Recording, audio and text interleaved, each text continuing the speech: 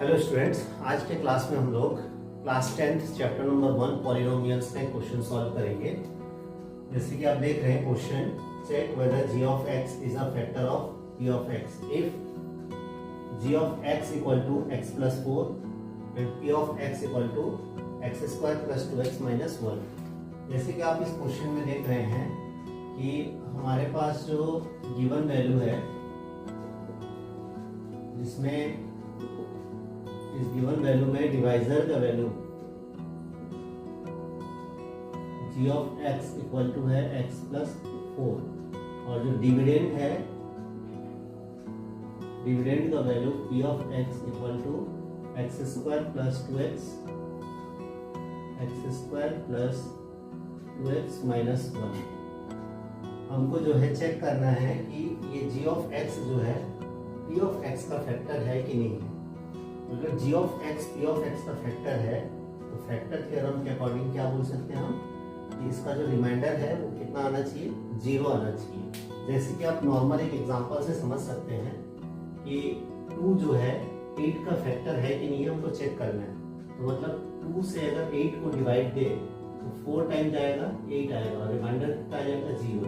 तो अगर ये 2 इसका फैक्टर है कि नहीं है डिसाइड कौन कर रहे हैं, रिमाइंडर कर रहे हैं। रिमाइंडर का वैल्यू 0 आ रहा है, दैट मींस 2 जो है 1 का फैक्टर है। तो सेम कॉन्सेप्ट यहाँ भी लगेगा कि अगर g of x जो है अगर फैक्टर है आपका p of x का, तो ये इसका जो रिमाइंडर होगा डिवाइड करने से तो उसको क्या आना चाहिए, 0 आना चाहिए। अगर 0 आया तो फैक्टर है, अगर 0 नहीं आ रहा है तो फैक्टर नहीं है। तो यहाँ पे आपको एक स्टेटमेंट लिखना पड़ेगा, if g of x is a factor of p of x, then the remainder p of minus 4 equal to 0। अब देखिए p of minus 4 कब रखेंगे, जब x plus 4 है। तो आप जब भी आपको एक फैक्टर चेक करने वाला क्वेश्चन आए, आप g of x equal to 0 कर लोगे तो x plus 4 इक्वल टू 0 होगा और x का वैल्यू -4 आ जाएगा। या जैसे यहाँ से आप समझे कि अगर x plus a है ये g of x का वैल्यू, तो आप जो है आपका रिमाइंडर हो जाएगा p of minus a, और अगर x minus a हुआ तो आपका रिमाइंडर हो जाएगा p of प्लस a। तो जैसे कि आप इस क्वेश्चन में देख रहे हैं आपके पास +4 है, मतलब रिमाइंडर हो जाएगा p of -4। तो